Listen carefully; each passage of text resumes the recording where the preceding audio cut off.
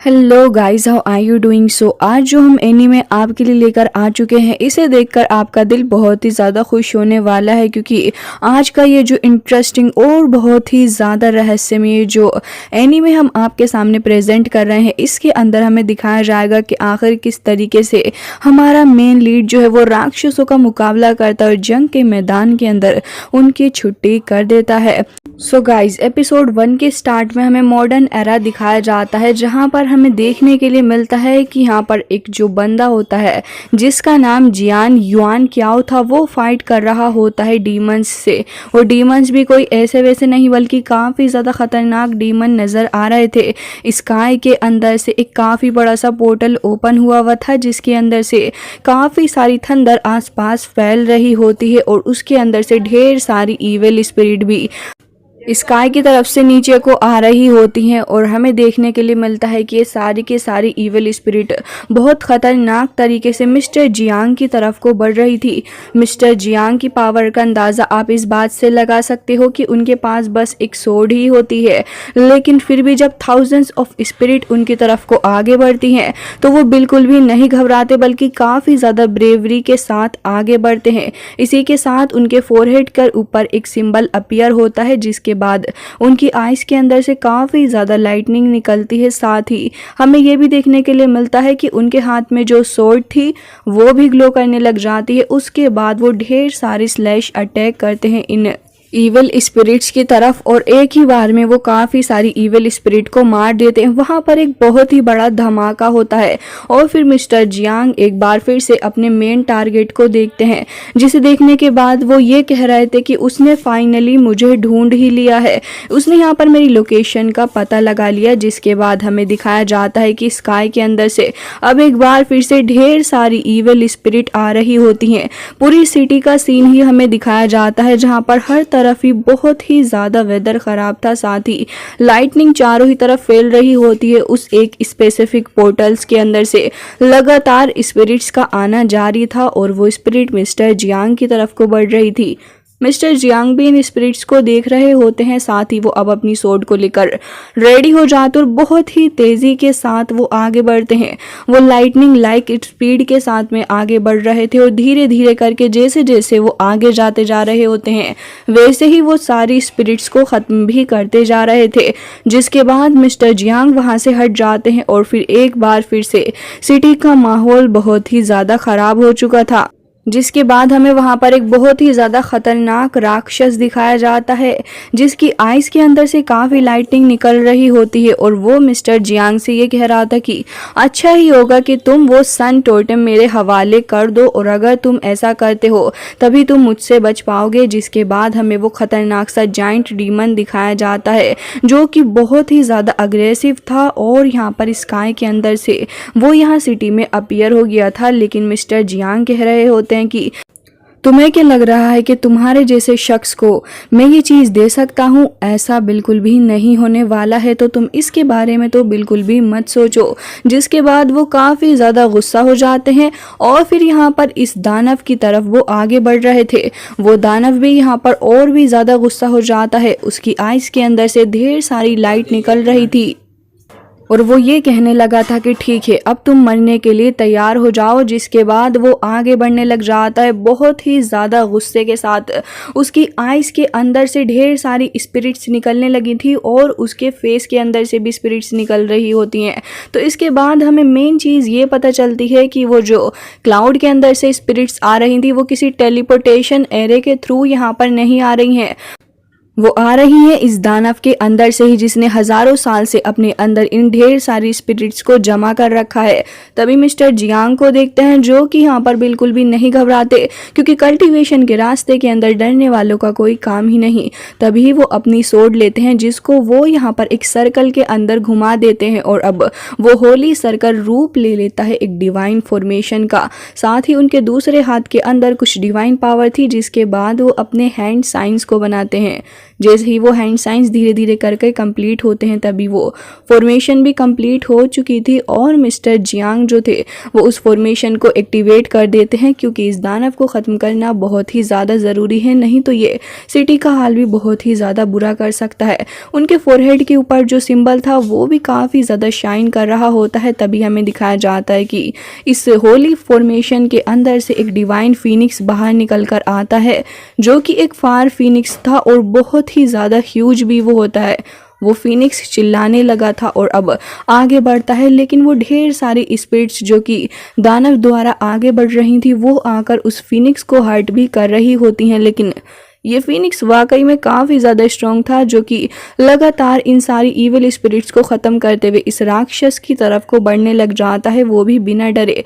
तभी राक्षस को देखते हैं जिसका हाथ अब बाहर की तरफ को आ गया था और वो उससे ही पंच करता है इस फीनिक्स को, जिसके बाद वो फीनिक्स थोड़ा पीछे हट जाता है और अब लगातार दानव की तरफ को ही वो चक्कर लगा रहा था।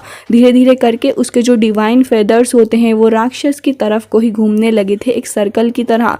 तभी मिस्टर जियांग को देखते हैं जो कि थोड़ा दूर हटे हुए थे, लेकिन अभी भी उनकी होली सोर्ड जो होती है वो वहां पर शाइन कर रही थी। वो एक जंप लगाते हैं और स्काई के अंदर से तुरंत ही जंप लगाते हुए वो बढ़ जाते हैं इस दानव की तरफ और एक बहुत ही ज़्यादा स्ट्रॉन्ग स्लैश अटैक करते हैं उसके शोल्डर के ऊपर, जिसके बाद वो राक्षस दर्द के मारे चिल्लाने लग जाता है। लेकिन तभी मिस्टर जियांग भी थोड़ा पीछे हट चुके थे, क्योंकि जो डिवाइन फिनिक्स था उसने काफ़ी बुरे तरीके से उसे पीछे फेंक दिया होता है। मिस्टर जियांग भी एक बिल्डिंग के ऊपर आके रुकते हैं और वो अब ये देखने लगे थे कि आखिर इस बंदे का हाल अब क्या होने वाला है। साथ ही वो काफ़ी ज़्यादा गुस्से से खड़े हुए थे और इस राक्षस को देख रहे होते हैं। मिस्टर जियांग तभी अपनी नीज पर बैठ जाते हैं, उनके मुंह से ब्लड आने लगा था, जिसके बाद हमें दिखाया जाता है हमारी कहानी का मेन लीड जो कि अपने रूम के अंदर था अभी तक, लेकिन उसको कुछ भी नहीं पता चला था, लेकिन अब उसे पता चल जाता है। वो अपने सामने अपने डैड को देखता है और कह रहा था कि ओल्ड मैन आपको क्या हो गया है, और उसके बाद उसकी नज़रें जाती हैं आसमान की तरफ जहाँ पर बहुत ज़्यादा तबाही मची हुई थी। इस दानव को अब बहुत ज़्यादा गुस्सा आ चुका था मिस्टर जियांग की वजह से, तो अब वो अपनी पावर का इस्तेमाल कर रहा होता है। वो अपनी पावर को इकट्ठा करके फेंकता है इन लोगों की तरफ को, जिसके बाद ये एक काफ़ी स्ट्रॉन्ग बीम लाइट की तरह आगे बढ़ रही थी और ये पिलर लाइक लाइटनिंग आगे बढ़ते हुए मिस्टर जियांग को ही हिट करने वाली होती है। लेकिन तभी जियांग हाओ वहां आ जाता है, जो कि अपने फादर को तुरंत ही वहां से हटा देता है। लेकिन इस बीम लाइक लाइटनिंग का शिकार वो खुद बन गया था और अपने फादर को बचाने की वजह से अब ये लाइट उसको अफेक्ट कर रही होती है। मिस्टर जियांग ये सब कुछ देखकर बहुत हैरान थे और उन्हें अपने बेटे के लिए बुरा लग रहा होता है। तभी इस लाइटनिंग को बर्दाश्त न कर पाने की वजह से जियांग हाओ चिल्लाने लग जाता है। तभी उसके फादर कहते हैं कि हाओ आखिर तुम ये क्या कर रहे हो। तभी वो अपनी डिवाइन पावर का इस्तेमाल करते हुए हाओ को प्रोटेक्ट करने के लिए उसके अराउंड एक शील्ड बनाने लग जाते हैं, लेकिन तब तक कहीं ना कहीं देर हो चुकी थी। हाओ भी इससे अफेक्ट हो रहा होता है और वो अब चिल्लाने लग जाता है और साथ ही उसको बहुत ही ज़्यादा अफेक्ट भी पड़ रहा था। हाओ की जो बॉडी होती है उसके ऊपर बहुत नेगेटिव असर इस पावर का पड़ रहा होता है, लेकिन अब वो बेचारा क्या ही कर सकता है। तभी उसके फादर की जो डिवाइन पावर थी वो धीरे धीरे करके उसकी बॉडी के अंदर जाकर समाने लग जाती हैं और तभी हमारे जियांग हाओ की डिवाइन ब्लड लाइन अवेकनिंग होती है, जिसके बाद वो मुस्कुराने लग जाता है और फिर अपने फादर की सोर्ड को उठाता है। तभी वो उस सोर्ड को उठाकर इस दानव के ऊपर एक बहुत ही ज़्यादा स्ट्रॉन्ग स्लैश अटैक करके एक ही बार से इसके हाथ को काट डालता है, जिससे कि यहाँ पर हमें हमारे हीरो की पावर का अंदाज़ा भी लगता है। साथ ही यहाँ पर दानव को अब गुस्सा आ चुका है, क्योंकि यहाँ पर जियांग युआन कियांग जो थे वो अभी तक कुछ भी नहीं बिगाड़ पाए थे इस दानव का। लेकिन जैसे ही जियांग हाओ मैदान में आया उसने मैदान में आते ही इस दानव का हाथ ही काट डाला है। तभी हमें दिखाया जाता है कि हमारा जियांग हाओ शर्टलेस वहाँ पर खड़ा हुआ था, उसकी डिवाइन ब्लड अवेकनिंग हो चुकी होती है। वो काफ़ी गुस्से से इस राक्षस को देख रहा था और कह रहा होता है कि मेरी फैमिली को हर्ट करने की कोशिश भी मत करना। तभी राक्षस उससे कहता है कि इग्नोरेंट ब्रेट, आखिर तुम्हें क्या लगता है कि तुम हेवन के वे को डिनाई कर सकते हो? बिल्कुल भी नहीं। मैं आज तुम्हें यहाँ से ख़त्म कर दूंगा क्योंकि तुमने मुझे हर्ट करने की कोशिश की है। जिसके बाद वो अपने डार्क ऑरा को आसपास फैलाने लग जाता है क्योंकि उसकी शक्ति वही थी। लेकिन तभी हमें दिखाया जाता है कि यहाँ पर अपना हीरो जो था उसके पास में काफ़ी सरप्राइजिंगली बहुत ही ज़्यादा शानदार से विंग्स आ जाते हैं और वो उन विंग्स को लेकर अब फ्लाई करने लगा था आसमान की तरफ और कह रहा होता है कि तुम अपने आप को हेवन के वे के बारे में कैसे बता सकते हो? आखिर तुम अपने आप को उससे कनेक्ट भी कैसे कर रहे हो? और आगे बढ़ते हुए इस राक्षस के दूसरे हाथ को भी काट डालता है। जिसके बाद ये राक्षस अब और भी ज़्यादा गुस्सा था और वो चिल्लाने लगा होता है। लेकिन चिल्लाने का क्या ही फ़ायदा, क्योंकि अब तो अपने हीरो ने इसका आधा काम तमाम कर दिया है। जिसके बाद वो अपनी सोर्ड को लेता है, उसको काफ़ी शानदार तरीके से पकड़ता है और उस सोर्ड को पकड़ने के बाद वो उसके अंदर की डिवाइन पावर को एक्टिवेट करते हुए उसे काफ़ी ज़्यादा ह्यूज पावर के साथ लथपथ करके अब एक बार फिर से इस दानव का खेल ख़त्म करने वाला था। वो एक काफ़ी स्ट्रॉन्ग स्लैश अटैक करता है। जिसके बाद हमें एक वाइट डिवाइन टाइगर दिखाया जाता है जो कि बहुत ही तेज़ी से आगे बढ़ता है इस राक्षस को ख़त्म करने के लिए। वो जाके तुरंत ही इस राक्षस को बाइट करने लग जाता है। जिसके बाद इस राक्षस का खेल ऑलमोस्ट ख़त्म भी हो चुका था। सिटी का माहौल और भी ज़्यादा ख़राब हो चुका होता है क्योंकि यहाँ पर तो अब इस राक्षस की काफ़ी ज़्यादा बुरे तरीके से अजीब सी एनर्जी फैल चुकी होती है सारी तरफ। जिसे देखने के बाद मिस्टर जियांग तो कह रहे होते हैं कि क्या ये ब्लड लाइन अवेकनिंग थी? जिसके बाद वो काफ़ी ज़्यादा हैरान हो जाते हैं अपने बेटे की इस पावर को देखकर, क्योंकि इससे पहले तो उन्हें पता ही नहीं था कि उनके बेटे जियांग हाओ के पास में इतनी ज़्यादा ख़तरनाक लेवल की पावर्स भी हैं जिनका इस्तेमाल वो कर सकता है। जिसके बाद जियांग को दिखाया जाता है जो कि अब बहुत ही ज़्यादा टायर्ड हो चुका था इन सारी चीज़ों से। धीरे धीरे करके वो अपने होश में ही नहीं रहता बल्कि अनकॉन्शियस होकर वहीं पर गिर पड़ता है। जिसके बाद उसके फादर काफ़ी तेज़ी के साथ फ्लाई करते हुए ऊपर की तरफ को आते हैं और साथ ही वो अपने बेटे जियांग को होल्ड करके वापस से लेकर चले जाते हैं अपने अपार्टमेंट की तरफ को ही।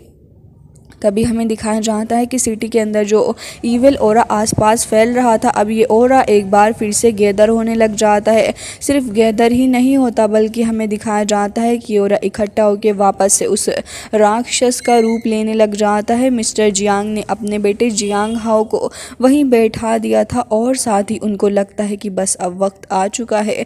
वो इस वक्त को अपना आखिरी वक्त समझ रहे थे अपने बेटे के साथ और उन्हें ये फीलिंग भी आ चुकी होती है कि अब वो उसके साथ बिल्कुल भी नहीं रह पाएंगे क्योंकि डिज़ास्टर का मोमेंट उनके सामने खड़ा ही है। तभी वो अपने पास में रखी हुई एक बुक निकालते हैं जिसे वो जियांग के पास रख देते हैं। वो बुक देखने में एक एंशियंट बुक जैसी लग रही थी जिसे काफ़ी सालों से प्रिजर्व करके रखा हुआ है। जियांग की नज़र भी उस बुक के ऊपर ही होती है। तभी वो अपने फादर को भी देखने लग जाता और कह रहा था कि ओल्ड मैन। जिसके बाद यहाँ पर वो पूछता है कि आखिर यहाँ क्या चल रहा है फादर।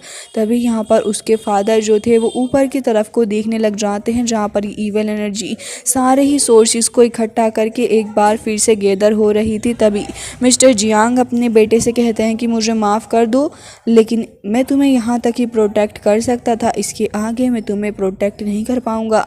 तभी जियांग काफ़ी हताश होता है और कह रहा था कि ओल्ड मैन ऐसा ना कहें। तभी वो डीमन जियांग हाओ से काफ़ी गुस्सा हो चुका था और कह रहा होता है कि तुम्हारी हिम्मत भी कैसे हुई मुझे इस तरीके से ख़त्म करने की। जियांग युआन क्याओ, मैं तुम्हें भी नहीं छोड़ूंगा। और आज वो यहाँ पर उसको अपने साथ लेके जाने के लिए पूरे तरीके से रेडी था और कह रहा होता है कि अपनी डेथ को फेस करने के लिए तैयार हो जाओ। स्काई के अंदर से एक हैंड बाहर निकल रहा होता है जो कि मिस्टर जियांग युआन क्याओ को पकड़ने के लिए आगे आ रहा था। तभी वो यहाँ पर काफ़ी ज़्यादा करेजियसली खुद ही वहाँ पर उसकी तरफ को आगे बढ़ने लग जाते हैं, क्योंकि अगर वो ऐसा ना करते तो हो सकता था कि ये डीमन, ये राक्षस आगे बढ़ के मिस्टर जियांग हाओ के बेटे को भी हार्म करे। इसलिए वो खुद ही अपनी मौत के मुंह में चले जाते हैं। जियांग भी सब कुछ देख रहा था कि उसके फादर आखिर कहाँ जा रहे हैं उसे छोड़कर, लेकिन अब वो क्या ही कर सकता था। तभी उसके फादर भी उसकी तरफ को एक बार फिर से पलट कर देखते हैं और साथ ही अब वो आगे बढ़ते हैं उस राक्षस की तरफ को, क्योंकि अब वक्त आ चुका है, उनका वक्त आ चुका है। तभी वो यहाँ पर कह रहे होते हैं कि आज मैं हेवन एंड अर्थ की पावर का इस्तेमाल करते हुए जस्टिस करूँगा।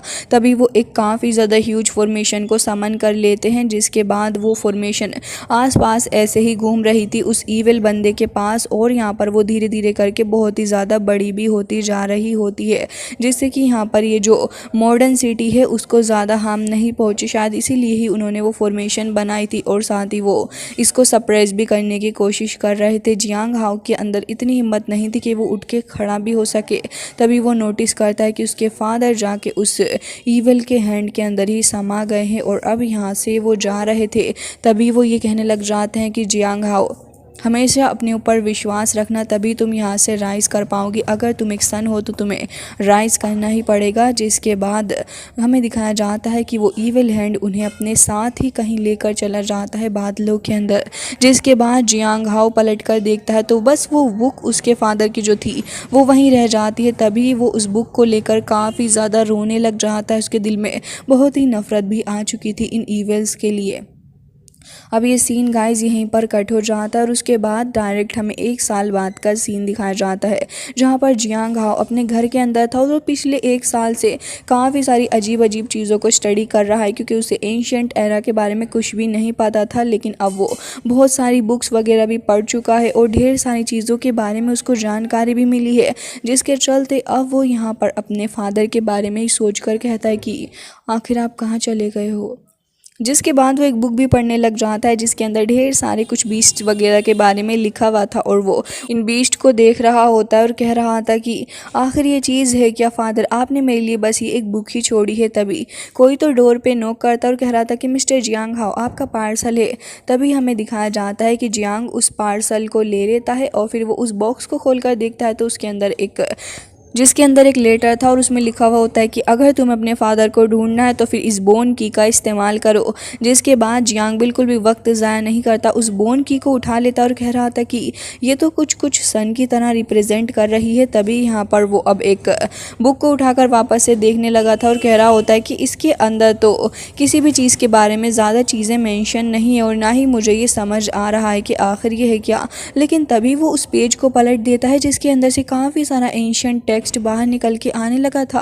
वो उसके हाथों के अराउंड आ जाता है, और वो जो की थी उसके अंदर जो सन का सिंबल बना हुआ होता है वो उसके फोरहेड के अंदर जाके इंजेक्ट हो जाता है। जिसके बाद जियांग हाओ जो था वो आउट ऑफ कंट्रोल हो जाता है। वो अपने आप को रोकने की काफ़ी कोशिश कर रहा था, बट अल्टीमेटली वो जाके उस बुक के अंदर ही समा जाता है।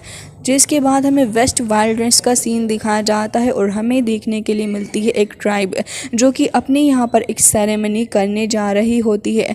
ये ट्राइब एक काफ़ी ज़्यादा पुरानी ट्राइब है, और हमें देखने के लिए मिलता है कि यहाँ पर ढेर सारे लोग मौजूद थे जो कि इस सेरेमनी को स्टार्ट करने वाले थे। तभी वहाँ पर एक काफ़ी खूबसूरत सी लड़की आती है जिसका नाम युए यिंग था, और युए यिंग जो होती है उसके फेस के एक्सप्रेशन से ही नज़र आ रहा था वो शायद से इस ट्राइब की होने वाली सेरेमनी के अंदर बिल्कुल भी खुश नहीं है। हमें एक बीस्ट भी यहाँ दिखाया जाता है। ओल्ड मैन कह रहे होते हैं कि प्लीज गॉड हमारे किंगलैंड ट्राइब के ऊपर अपनी फॉर्च्यून की बरसात करें। सारे के सारे लोग इस लड़की को ही देख रहे थे जो कि खड़ी थी। असल में ये लड़की जाके शायद से इस वाटर के अंदर कूदने वाली है। तभी हमें दिखाया जाता है कि ये सारे के सारे लोग जो कि अभी फिलहाल गॉड के फॉर्च्यून का इंतजार कर रहे थे, उनमें से एक लड़की नोटिस करती है कि स्काई की तरफ से तो कोई चीज़ काफ़ी तेज़ी से आगे बढ़ते हुए लोगों की तरफ ही आ रही है। तभी वो सारे के सारे किक करके वहाँ से भागने लग जाते हैं।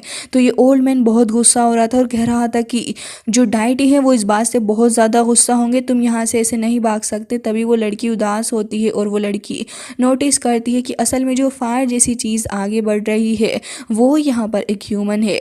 जिसके बाद हमें दिखाया जाता है कि चारों ही तरफ काफ़ी तबाही होती है क्योंकि काफ़ी तेज़ी से अपना हीरो यहाँ पर आके गिरा था। और उसके बाद वो यहाँ से उठ के कहने लग जाता है कि आखिर क्या हुआ, मेरे सर पे थोड़ी चोट लग चुकी है। जिसके बाद वो आसपास देखता है तो उसे यहाँ पर अपनी युए यिंग दिखती है जो कि ये नोटिस कर रही थी कि इसके फोरहेड के अंदर कोई तो पावर है। लेकिन इतनी देर में तबाही की वजह से वो बीस्ट आज़ाद हो जाता है और वो बीस्ट आगे बढ़ता है। उसका हॉर्न यहाँ पे काफ़ी ज़्यादा लाइट को प्रोड्यूस करते हुए चमक रहा था और वो बीस्ट गुस्सा करते हुए इन लोगों को ही हर्ट करने के लिए आगे बढ़ जाता है क्योंकि बीस्ट को काफ़ी वक्त से इन लोगों ने कैद करके रखा हुआ था। तो अब जब वो आज़ाद हो गया है तो इन लोगों से अपना बदला तो ज़रूर से ही लेगा ना। तो तभी यहाँ पर वो इन दोनों की तरफ को अटैक करता है, अपने हॉर्न की पावर को काफ़ी तेज़ी के साथ फेंक कर मारता है, लेकिन जियांग ने वक्त रहते लड़की को पीछे फेंक दिया था, जिसके बाद अब वो यहाँ पर खड़ा हो जाता है एक काफ़ी करेजियस हीरो की तरह। जहाँ पर लड़की के सामने ये बीस्ट चिल्ला रहा था तो वो घबरा रही होती है, उसे देखकर शॉक्ड हो चुकी थी और साथ ही उसे नहीं समझ आ रहा था कि वो क्या करे। लेकिन जियांग काफ़ी शानदार तरीके से एक सोर्ड को लेता है और फिर तुरंत ही जाके बीस्ट को हिट कर देता है, लेकिन इससे कुछ भी फ़ायदा नहीं बनता।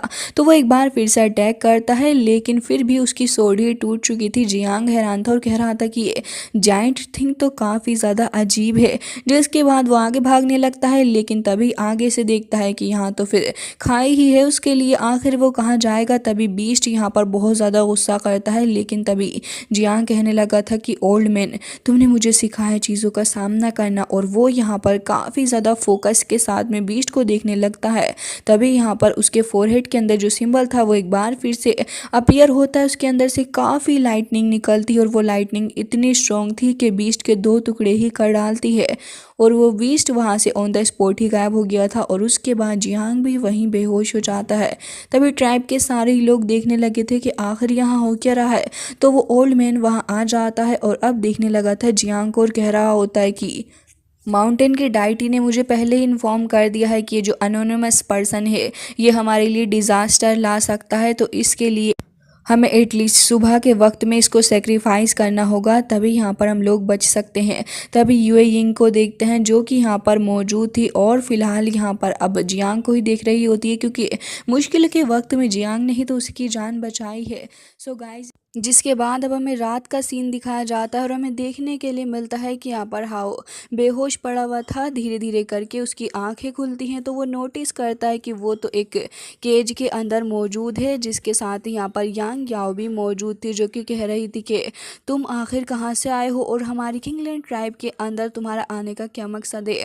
तभी यहाँ पर हाउस से पूछने लग जाता है कि तुम लोगों ने मुझे यहाँ पर लॉक करके क्यों रखा हुआ है, मुझे यहाँ से जाने दो। लेकिन जैसे ही उसने उस वुड को टच किया तो कुछ स्पिरिचुअल एनर्जी जाके उसकी बॉडी के अंदर हिट हो रही थी और आसपास भी काफ़ी सारी स्पिरिचुअल एनर्जी हिट हो रही होती है उस केज के साथ में।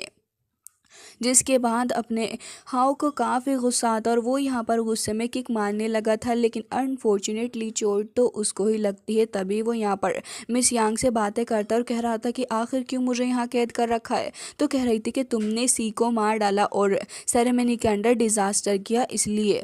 तभी यहाँ पर ठाव पूछता है कि ये सी कौन है। तभी वो कहती है कि अरे वो वही मॉन्स्टर। जिसके बाद फोकस करने के बाद ही हाउ को याद आने लग जाता है कि वो टेलीपोर्ट करके यहाँ पर आ गया था और लास्ट में जब उसे गुस्सा आया था तो उसने उस मॉन्स्टर को भी ख़त्म कर डाला था। तभी वो मेडिटेट करने के लिए बैठ जाता है। मिस यांग भी उसको देख रही थी। अपने हाउ की बॉडी के अंदर से काफ़ी सारी स्पिरिचुअल एनर्जी निकल रही होती है और उसकी बॉडी के अंदर भी एनर्जी इकट्ठा हो रही थी। जिसके बाद मिस यांग को तो कुछ भी नहीं समझ आता, लेकिन यहाँ पर उसको कुछ देखने के लिए मिलता है। हाउ नोटिस करता है कि एक सन का सिंबल उसे देखने के लिए मिला है। तभी वो अपनी बॉडी के अंदर काफ़ी अच्छा फील करने लग जाता है। मिस याओ भी देखती है कि इसके फोरहेड के ऊपर तो एक सिंबल बन रहा है और कह रही थी कि ये तो होली सिंबल है। तभी अपना हाउ कहता है कि होली सिंबल, इसका क्या मतलब है। तभी वो कहती है कि होली सिंबल तो होली सिंबल ही होता है। जिसके बाद वो कहती है कि देखो अच्छा जो टोटेम मार्क है तुम्हारे फोरहेड के ऊपर यही है, तुम्हें नहीं पता, लेकिन ये सनलाइट को एब्जॉर्व कर सकता है। लेकिन अभी नाइट हो रही है तो इसलिए तुम अपनी पावर का इस्तेमाल नहीं कर सकते क्योंकि टोटेम वर्क नहीं करेगा। तभी वो कहता है कि सन की पावर, आखिर तुम किस तरीके की बात कर रही हो। और वो तुरंत ही यहाँ पर अपना असल सन बनाता है। तो वो कह रही थी कि हाँ इसी के बारे में कह रही हूँ। तभी अब अपना हाव फोकस डालता है और कह रहा था कि ये मार्क तो मुझे उस ओरेकल बोन के ऊपर दिखा था। वेट, डैड ने भी मुझसे यही कहा कि मैं एक सन हूँ, तो इसका क्या मतलब है। मुझे ये तो कुछ भी नहीं समझ आ रहा है। जिसके बाद वो कहता है कि खैर जो भी हो, मैं यहाँ पर स्टक होके नहीं रह सकता, मुझे ओल्ड मैन को घर वापस लेके जाना होगा। तभी मिस यांग कहती है कि आखिर तुम किस बारे में सोच रहे हो, जल्दी से सो जाओ, कल सुबह सेक्रीफाइस सेरेमनी होने वाली है माउंटेन में डाइटी के लिए। तो इसलिए तुम्हें वहाँ पर बैक भी करना होगा फॉरगिवनेस के लिए, तभी यहाँ पर अपना हाउ कहता है कि सेक्रीफाइस, आखिर किस तरीके का सेक्रीफाइस। और इसी के साथ गाइज आज का एपिसोड हो जाता है एंड आई होप कि आपको पसंद आया होगा, क्योंकि आज की सीरीज़ मुझे भी काफ़ी ज़्यादा इंटरेस्टिंग लगी है। सो आपको कैसी लगी प्लीज़ कमेंट करके ज़रूर से ही बताइएगा। मिलते हैं नेक्स्ट वीडियो में, तब तक के लिए bye bye, take care of your self.